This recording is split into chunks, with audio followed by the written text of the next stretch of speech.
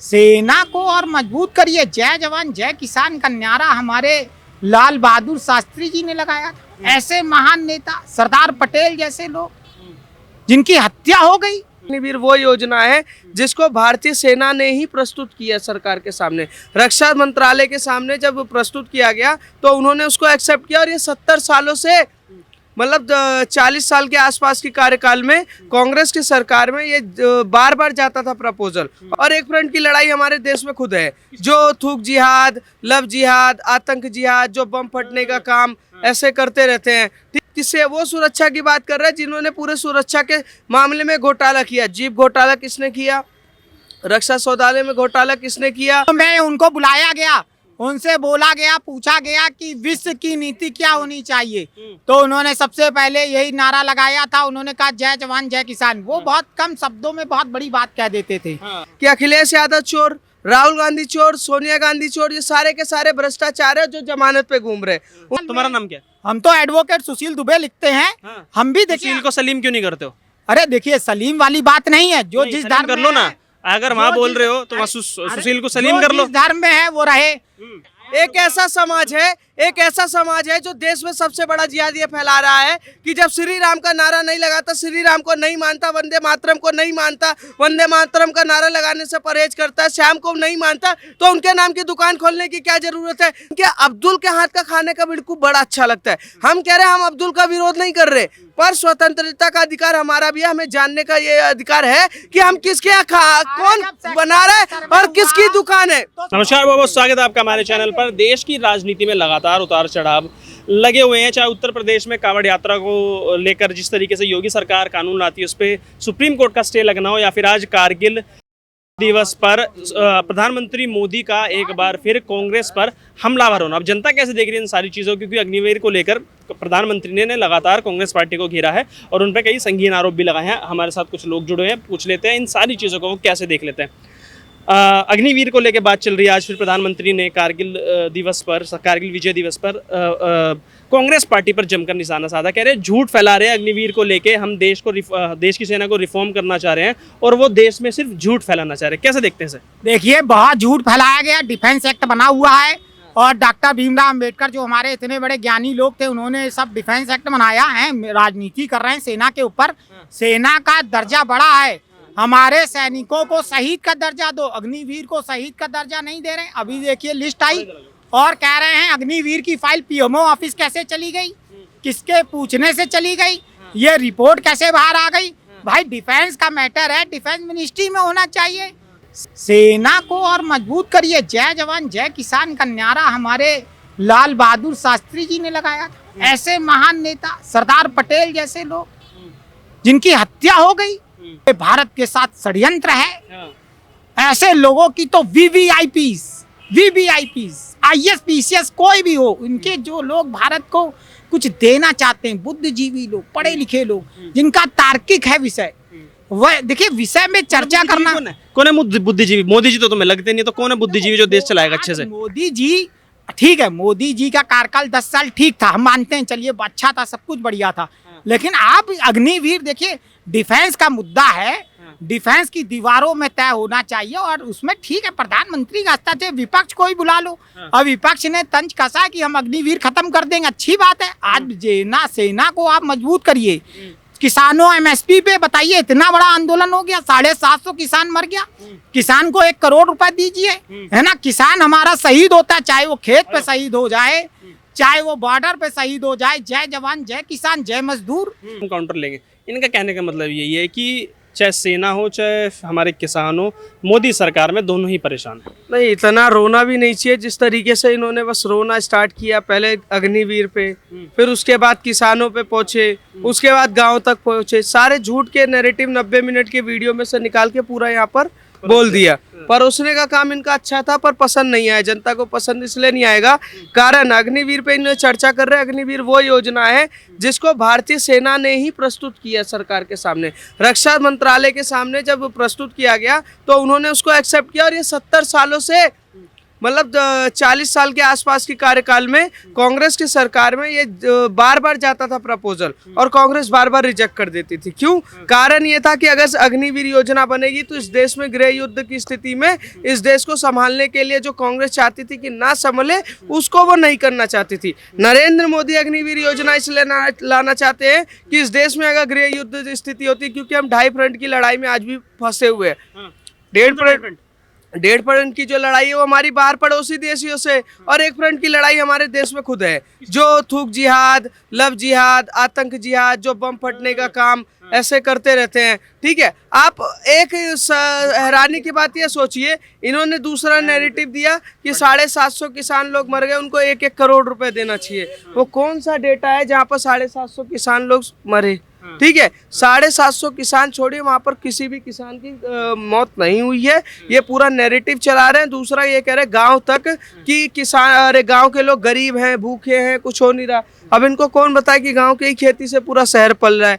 गांव में आपकी सरकार में 70 सालों में जिस गांव तक बिजली नहीं पहुंच पाई, पानी की कनेक्शन नहीं पहुंच पाई, नरेंद्र मोदी की सरकार में आज पहुंचा है। आपके यहाँ जिस मेगावाट जितना बिजली आप सप्लाई करते थे उससे 7 गुना ज्यादा आज नरेंद्र मोदी की सरकार में क्या नाम है हम बिजली सप्लाई कर रहे हैं। आप छोटे से गांव में भी जाएंगे ना, उस छोटे से गांव में पानी की पाइपलाइन बिछ चुकी है, सड़कें मजबूत हो रही हैं।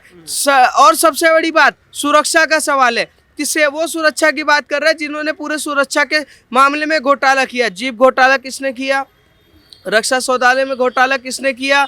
उसके बाद शहीदों के सर किसानों को इन्होंने कह दिया, अरे किसानों को इन्होंने कहा, अभी अखिलेश ने कहा 300 यूनिट बिजली फ्री देंगे यूपी के किसानों को, हैं? इंडिया गठबंधन ने बात उठाई। किसान बेचारा खेती करे, इतनी गर्मी में लोग शहर में एसी में घुस जाते हैं, किसान कहाँ घुसेगा? वो तो अपने खेत में घुसेगा। गर्मी पड़ रही है, काम कर रहा है, बच्चा भी वहीं है, मिट्टी में लथपथ है, और किसान और जवान काम तो सभी कर रहे हैं। जैसे इन्होंने ये भी बोला कि जो अग्निवीर योजना है वो हमारी सेना की तरफ से ही प्रस्तुत किया गया था, रक्षा मंत्रालय को जब भेजा गया, मतलब केंद्र सरकार को जब भेजा गया। क्वेश्चन है, झूठ का नैरेटिव मैं क्लियर कर देना चाहता हूँ कि अग्निवीर योजना जो है वो लेटेस्ट वर्जन है, पर जो पिछले वाला मतलब भर्ती का वो है वो बंद नहीं हुआ है, वो आज भी एज इट इज चल रहा है। ठीक है, अग्निवीर योजना लेटेस्ट है कि अगर किसी छात्र को, किसी युवा को भारत की सेना में आना है और वो चाहता है सेवा देने के लिए, तो अग्निवीर योजना में वेलकम है। कहने का मतलब ये इधर आ जाओ, कहने का मतलब सुनिए सवाल, कहने का मतलब सवाल जब उनसे पूछा गया कि यूएनओ में उनको बुलाया गया, उनसे बोला गया, पूछा गया कि विश्व की नीति क्या होनी चाहिए, तो उन्होंने सबसे पहले यही नारा लगाया था। उन्होंने कहा जय जवान जय किसान। वो बहुत कम शब्दों में बहुत बड़ी बात कह देते थे, क्योंकि बहुत पढ़े लिखे, बहुत डिग्रियां। और देखिए अभी इतनी अखिलेश यादव ने, ये अखिलेश यादव की बात कर रहे हैं, कभी अखिलेश यादव ने मिट्टी में पैर भी नहीं रखा। हजारों करोड़ों के घोटालेबाजों का इतना अच्छे से महिमा मंडन करने वाले व्यक्तियों को शर्म आनी चाहिए कि अखिलेश यादव चोर, राहुल गांधी चोर, सोनिया गांधी चोर, ये सारे के सारे भ्रष्टाचार है जो जमानत पे घूम रहे, उनका नैरेटिव चला रहे। इंडियन आर्मी का ये भी नहीं पता होगा, ठीक है, पर उस पर चर्चा करने के लिए आ गए। रक्षा मंत्रालय में आज ये कह रहे हैं कि देश की सुरक्षा करनी चाहिए, घूम रहे हैं। इन्होंने जमानत पे अमानत कर दी, इन्होंने खाने पे अमानत कर दी। ये आप ये लगाइए कि हम कहाँ जाएंगे, हम क्या बना रहे हैं। अरे जिसको जो वेज खाना होगा वेज खाएगा, जो नॉन वेज खाना होगा नॉन वेज खाएगा। 5 स्टार होटल। तुम्हारा नाम क्या? हम तो एडवोकेट सुशील दुबे लिखते हैं। हाँ। हम भी देखिए, सुशील को सलीम क्यों नहीं करते हो?